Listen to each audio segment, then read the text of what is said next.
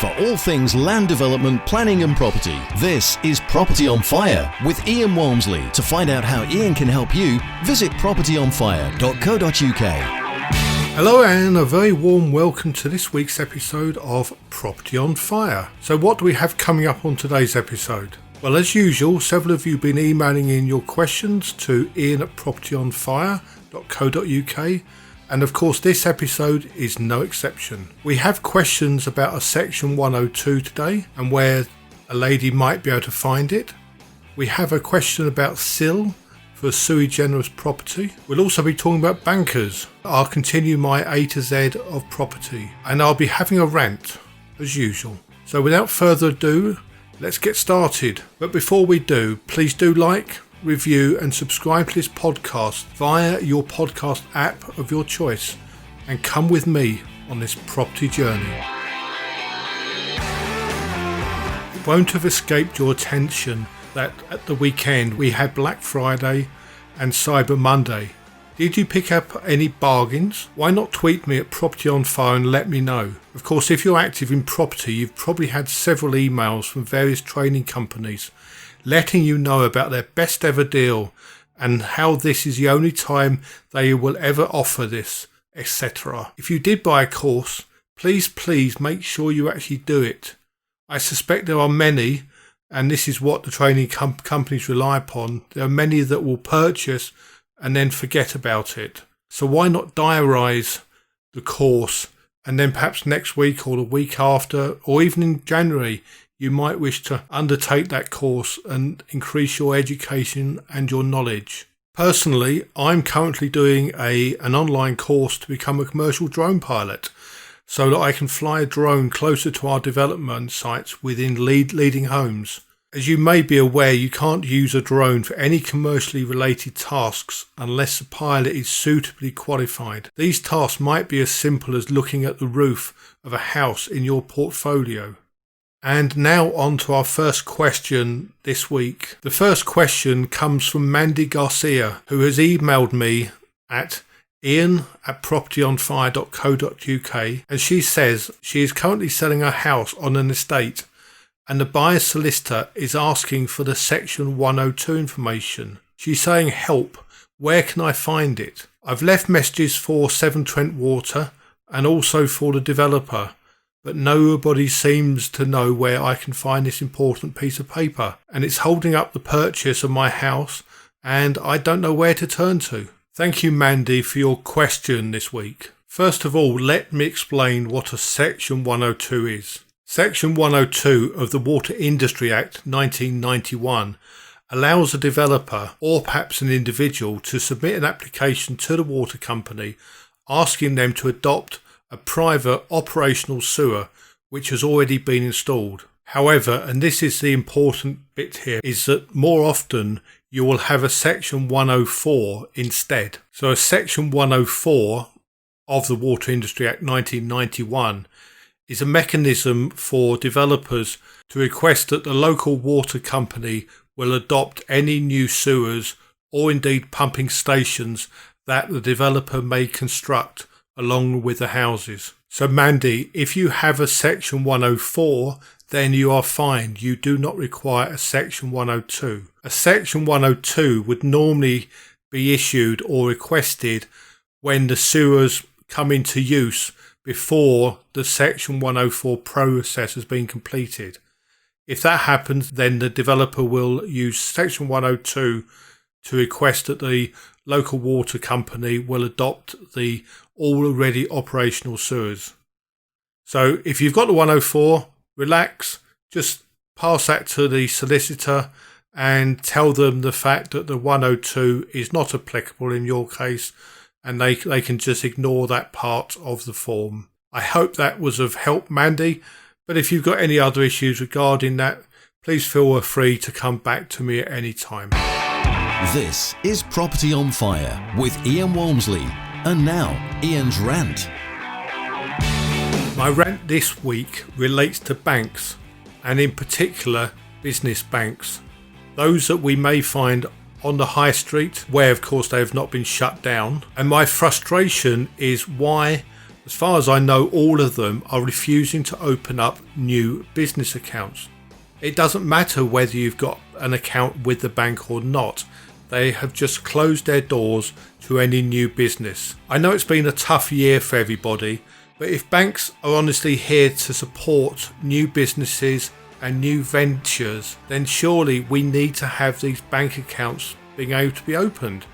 It's crazy. Most of the opening procedure is done via computer anyway, so there is very little reason why these banks are refusing to have new customers. It's probably relating to the bounce back loans and the fact that they don't wish to have more people applying for these bounce back loans, which in a way is stifling exactly what the government is hoping to support small businesses on. So I have to ask why? Why are these banks closing their doors to new business? I reckon we'll see in early 2021 these banks starting to moan because they haven't got the support from the government. Well, let's see some support from the banks first for businesses up and down this country of ours. It's crazy. If you know of a good reason why banks are refusing to open up accounts on the high street, then why not tweet me at Property on Fire or send me an email at ian@propertyonfire.co.uk. You can of course use the same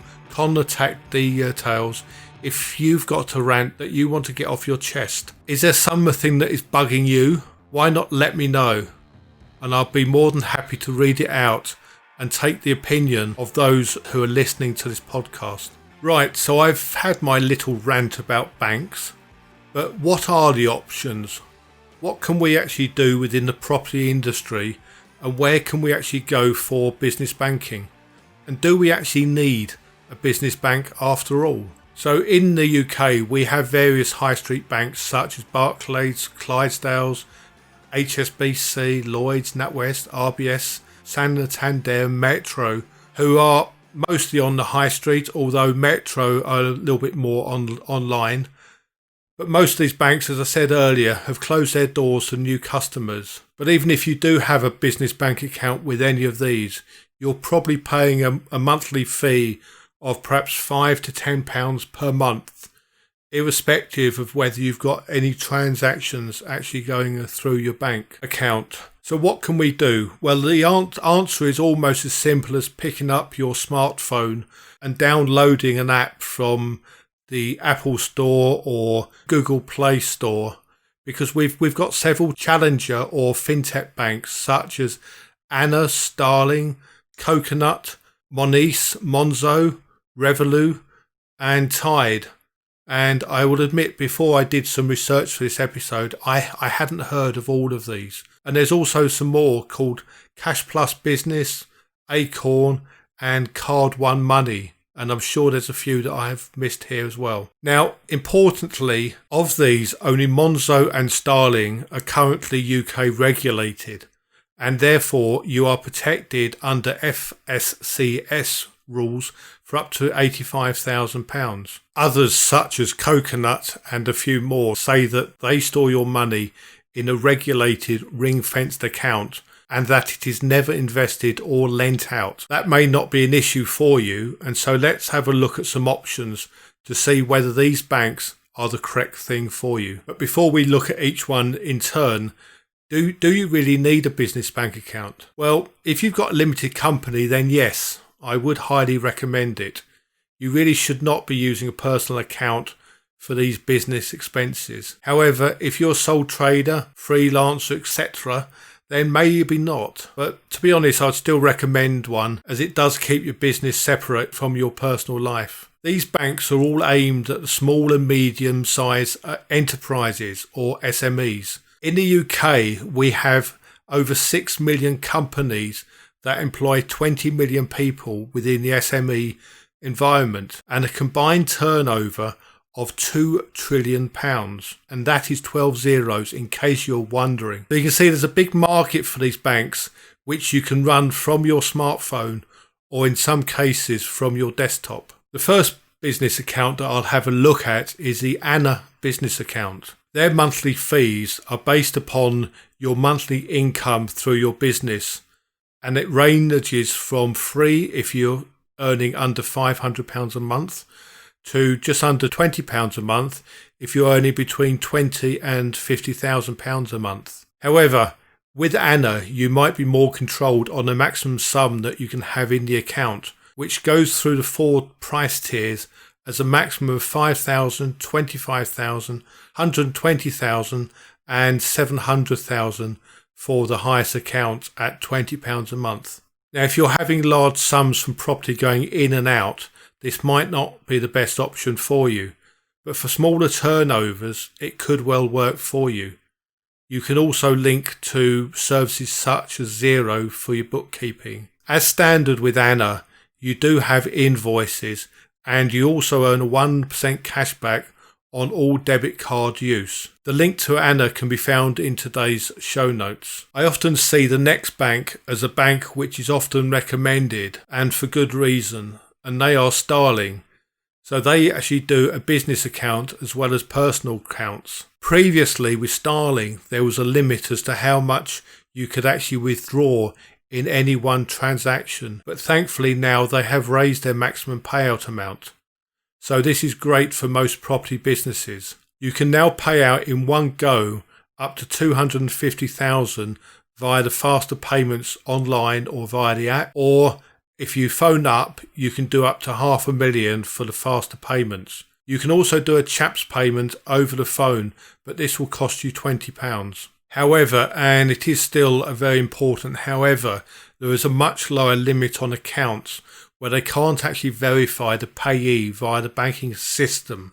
This is there to protect you, as you may have noticed that every time you enter a new payee now into most banks, they will do a quick search to see if they can verify as to whether or not the account is actually owned by the company or person that you have entered into the app. If this is the case, then you probably will need to actually give the bank a quick call to ensure that your payment can actually go through. But as it's there for fraud protection, then I don't think it's a particularly major issue, and you'll only need to do it once for each new payee, if at all. The Starling business account is actually free, although there is a £7 a month option for what they're calling their business toolkit.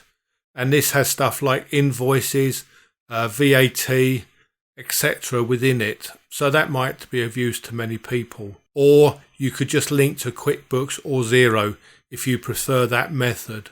Personally, you may actually find that running it via the bank for £7 a month is actually a big saving on external services such as QuickBooks or Xero.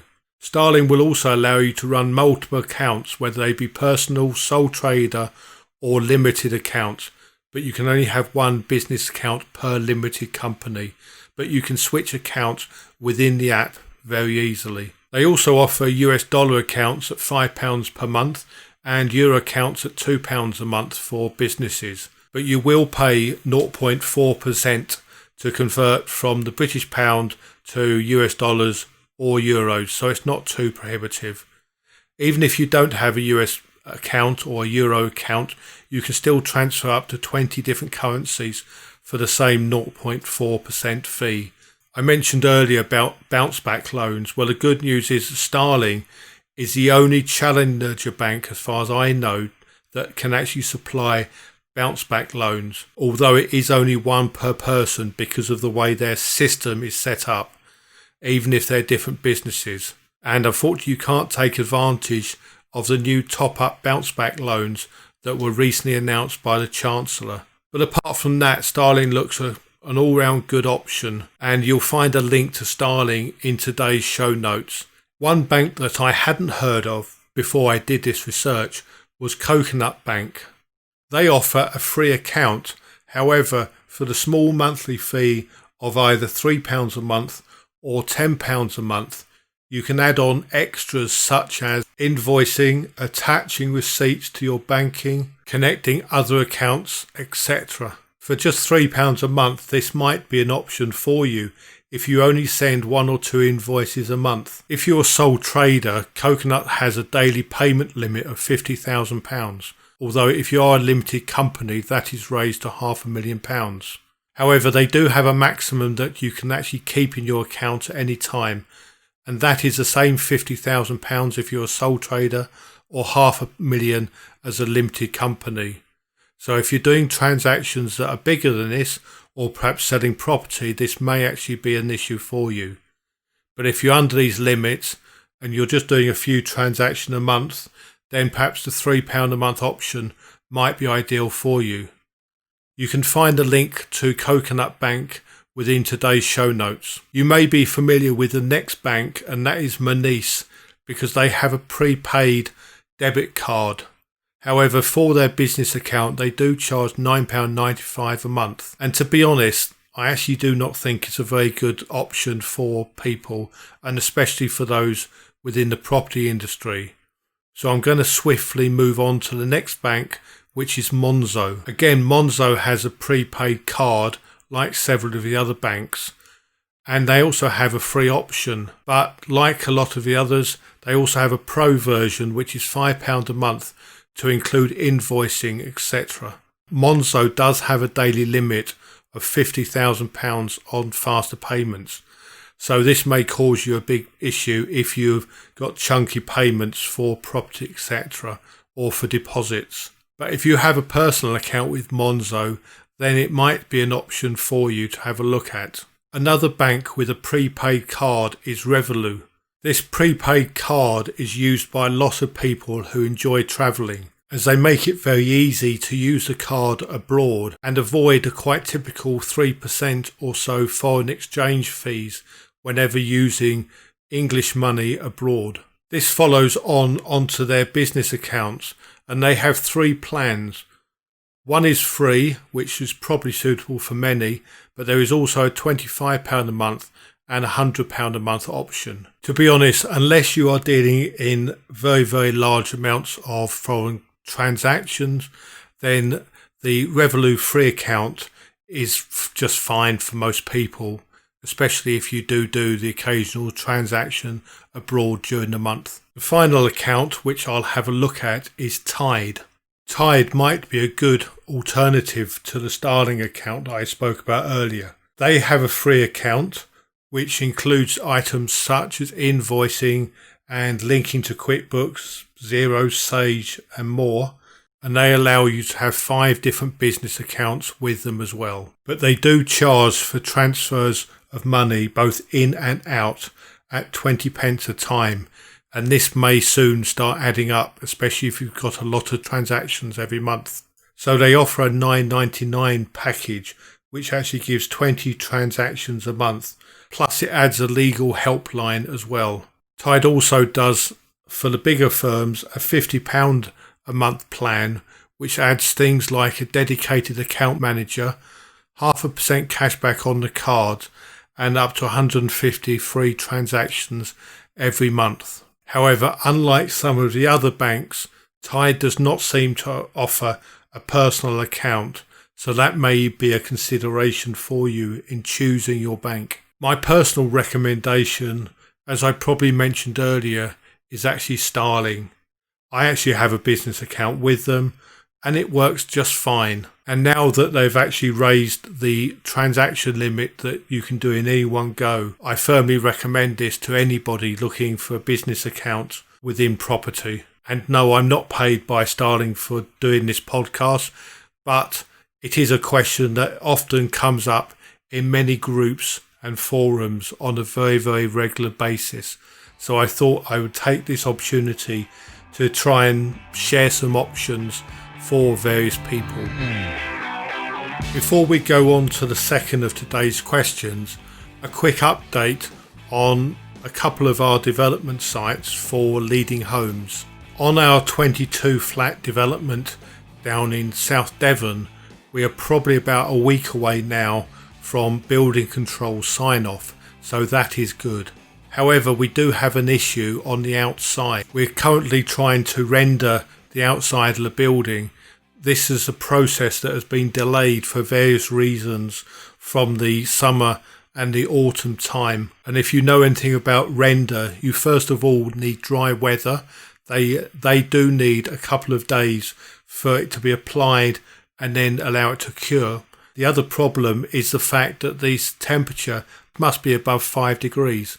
And as you'll probably all know, in the UK, we quite often will have dry spells, but quite often in the winter period, those often come with temperatures of just above freezing, which is too cold for the render to actually cure. If anybody does know of a good solution, then please do let us know. The forecast for this coming week is a little bit better, so we're hoping that some of the render may well be able to take place. On our 14 bungalow development in North Devon, this isn't going quite as smoothly as we had hoped. And I did promise you when I started this podcast that it'll be warts and all. We were due to complete on this fairly soon, but sadly our investor, who was putting in a 7-figure sum, has caught COVID-19 and his health is not too good at the moment. Needless to say, we wish him the best of health, but as he's not in a fit state to actually deal with the legal side of things at the moment, it does mean that we're having to find another investor that can help us. If you are interested in this opportunity, then do feel free to email investor@leadinghomes.co.uk, and then subject to the FCA regulations, we'll be more than pleased to send you our investor pack. We are speaking to a number of investors who have both smaller and larger amounts to invest, and I'm hoping that over the next week or so we can actually solve this problem.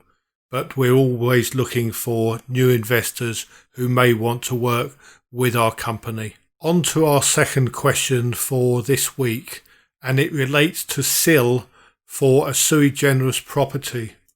And the question comes from William, who's kindly emailed ian@propertyonfire.co.uk and asks, as I'm building an extension onto a sui generis building, will I need to pay CIL? If anybody listening does not know what CIL is, then it stands for Community Infrastructure Levy. This is a fee that is actually charged by many local authorities throughout the country, and unlike Section 106, it is not negotiable. But the good news is, if you're north of the border in Scotland or over in Northern Ireland or in a large chunk of Wales, then you do not need to worry about CIL at all. So when is CIL normally charged? Well, if it's a building into which people normally go and it involves a new build of at least 100 square metres of gross internal area floor space, or it involves a new build of less than 100 square metres of floor space,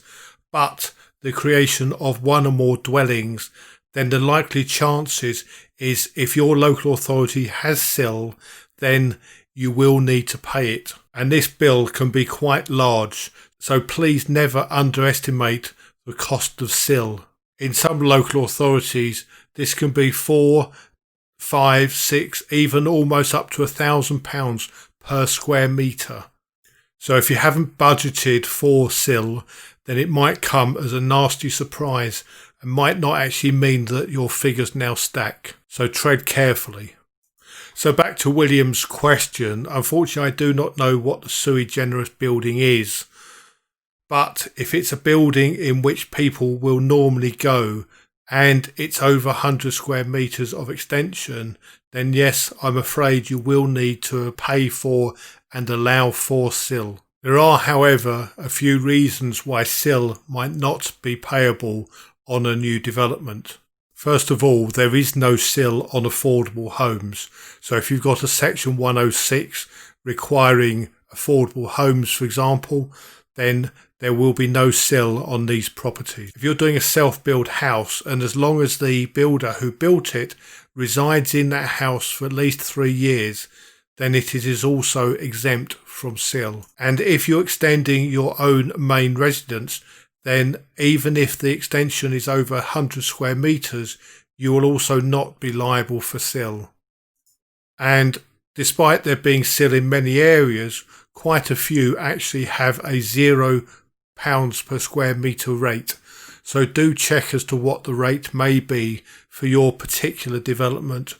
If you've got any questions on CIL, or indeed anything else that's property related, why not drop me an email to ian@propertyonfire.co.uk, or you can tweet me at Property on Fire. This is Property on Fire with Ian Walmsley.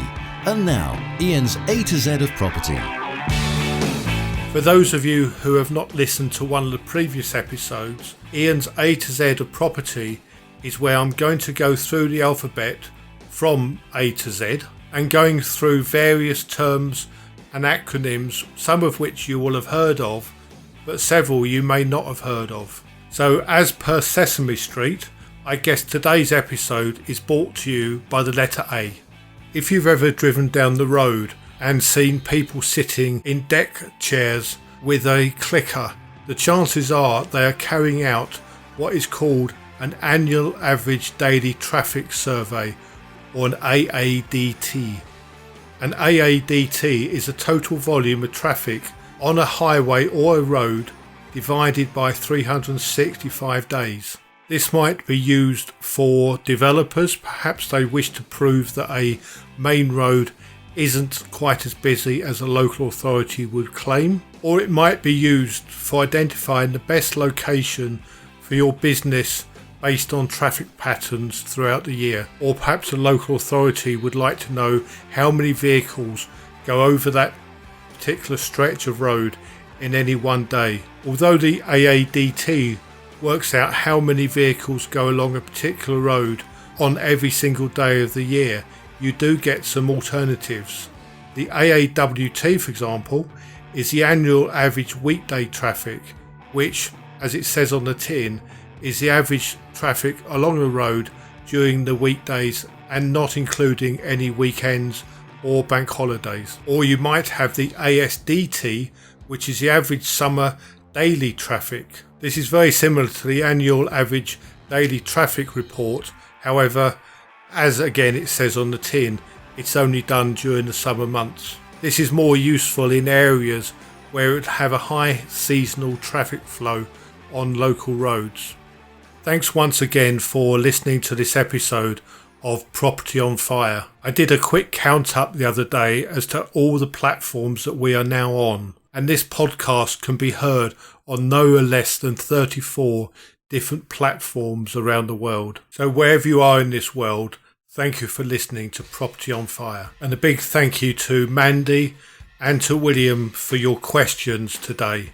And Mandy, I hope the house move and the sale goes through smoothly now. Maybe your question will be featured on next week's episode of Property on Fire. And if I can help you in your property journey, then do get in touch. Property on Fire with Ian Walmsley. Please use your podcast app to rate, review and subscribe to the show. And if you'd like a question answered on a future episode, email ian@propertyonfire.co.uk.